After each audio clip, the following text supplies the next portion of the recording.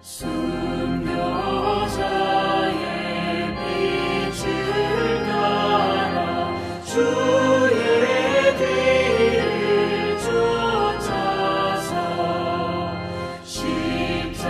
십자가를 등에 지고 암만 향해 가리라. 새 시대는 새 사명을 우리에게 주나니 진리 따라 사는 자는 전진하리 언제나. 악이 비록 성하여도 진리 더욱 강하다.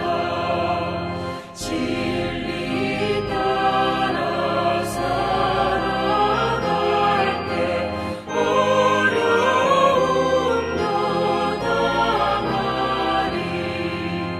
우리 가는 그 앞길에 어두운 장막 덮쳐도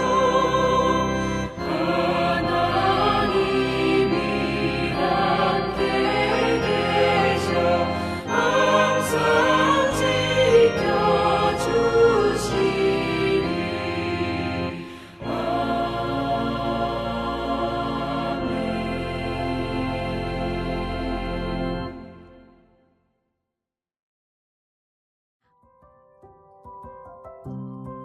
4월 2일 오늘의 말씀은 신명기 19장 1절에서 21절입니다.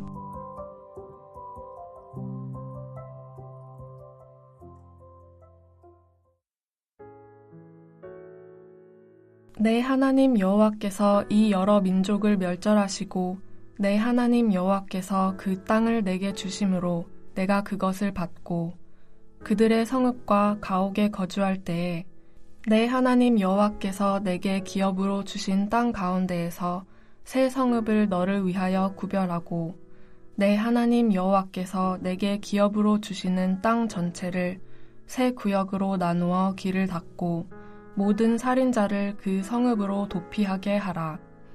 살인자가 그리로 도피하여 살 만한 경우는 이러하니 곧 누구든지 본래 원한이 없이 부지 중에 그의 이웃을 죽인 일, 가령 사람이 그 이웃과 함께 벌목하러 살림에 들어가서 손에 도끼를 들고 벌목하려고 찍을 때에 도끼가 자루에서 빠져 그의 이웃을 맞춰 그를 죽게 함과 같은 것이라. 이런 사람은 그 성읍 중 하나로 도피하여 생명을 보존할 것이니라. 그 사람이 그에게 본래 원한이 없으니 죽이기에 합당하지 아니하나 두렵건대 그 피를 보복하는 자의 마음이 복수심에 불타서 살인자를 뒤쫓는데 그 가는 길이 멀면 그를 따라잡아 죽일까 하노라. 그러므로 내가 내게 명령하기를 새 성읍을 너를 위하여 구별하라 하노라.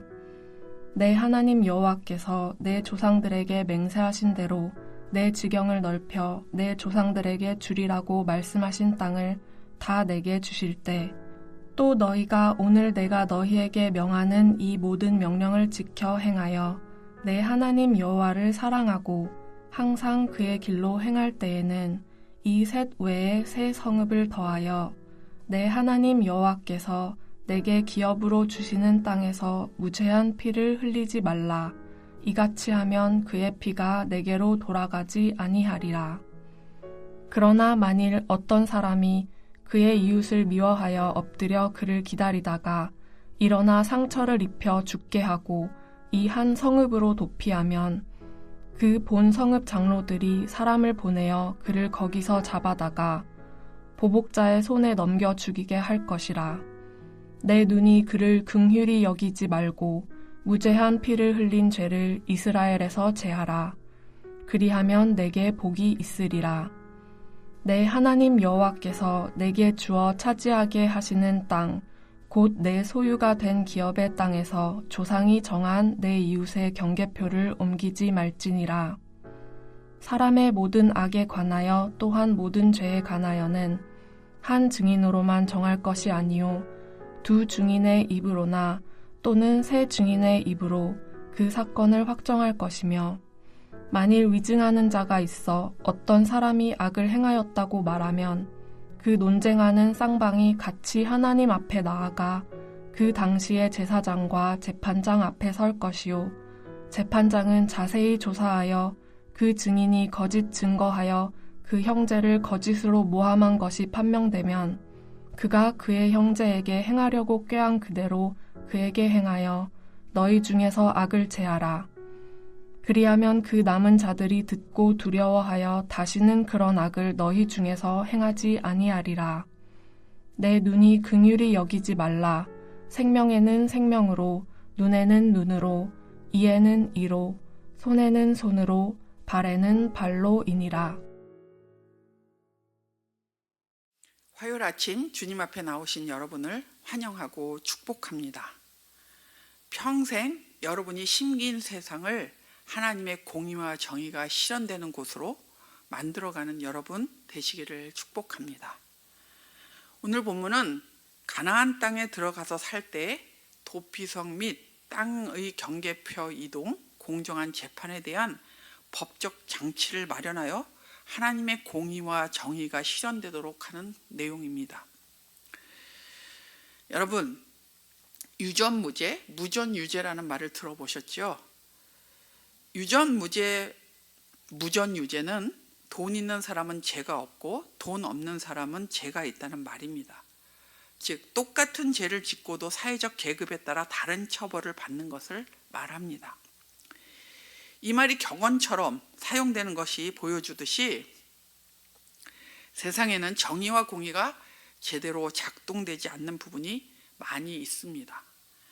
그래서 억울한 일을 겪고 있는 사람도 많고 또 법망을 교묘하게 피하면서 악한 일을 도모하며 그것이 지혜로운 것이라고 생각하는 사람도 많습니다. 죄성을 가진 인간들이 사는 세상은 완전하게 공평하기도 어렵고 완전한 정의가 실현되기도 어렵습니다. 그럼에도 불구하고 하나님은 우리를 그런 세상에 살도록 하셨습니다. 이렇게 공의와 정의가 불완전한 세상을 사는 성도로서 우리는 어떻게 해야 할까요? 오늘 말씀은 우리가 심긴 세상에서 공의와 정의를 행하고 그것이 실현되도록 해야 하라고 말씀하고 있습니다. 우리가 심긴 세상에서 공의와 정의를 행하고 그것이 실현되도록 하라입니다. 오늘 본문에서 하나님께서 가나안 땅에 들어가면 이스라엘 백성이 맞닥뜨릴 현실적인 삶을 위해 구체적인 법 규정들을 만들어 주십니다. 가나안 땅이라는 공간 안에서 정의와 생명에 대한 성경적 가치를 실현하도록 하기 위한 조치입니다. 십계명의 언약 백성은 살인하거나 도둑질하거나 또는 이웃의 것을 탐하거나 거짓 증거하지 말라고 했습니다. 십계명은 이렇게 일반적인 규정을 말하고 있습니다. 오늘 본문은 그 계명들을 세 가지 범죄와 연관지어 구체적 규정으로 풀어 설명하고 있습니다. 이 당시 이스라엘은 경찰력이 따로 없었습니다. 따라서 피해자의 가족들은 직접 복수를 할 수 있었습니다. 그래서 도피성은 3절에 보면 발생한 죽음이 살인인지 아니면 과실치사인지를 판단할 수 있을 때까지 살인 혐의를 받는 사람의 피난처였습니다. 보복살인을 금지하고 생명의 가치를 보호하는 장치입니다. 10절과 13절에 동일하게 무죄한 피를 흘리지 않는 것에 대해 말씀하고 있습니다. 10절은 비의도적인 살인자를 보호하기 위한 말씀입니다. 그래서 비의도적으로 살인을 저질린 그 자를 그의 생명을 좀 보호할 수 있도록 해주는 그런 보호 장치가 되는 것이죠. 그래서 무죄한 피를 흘리지 않도록 그렇게 이끌어주는 것입니다. 13절은 의도적인 살인을 방치하는 행위를 금지하기 위한 말씀입니다. 고의적으로 살인을 저질렀다면 그 사람은 마땅히 벌을 받아야 마땅하다는 것이죠. 그래서 그 죽은 자의 피가 무고한 자의 피로 흘려지지 않도록 하라는 것입니다. 비의도적 살인도 살인이므로 도피성에 피했다 할지라도 대제사장이 죽기 전까지는 밖으로 나갈 수 없었습니다. 일종의 가택연금 상태 같은 것입니다. 그러나 살인의 고의성이 드러나면 도피성에 있을 수 없었습니다. 생명은 생명으로 갚아야 합니다. 또한 14절에는 땅의 경계표를 옮기지 말라고 명령하십니다. 땅을 주신 분도 그리고 경계를 정하신 분도 하나님이십니다. 등기 제도가 없는 것을 악용하여 경계표를 옮기는 것은 절도요 또 도둑질입니다.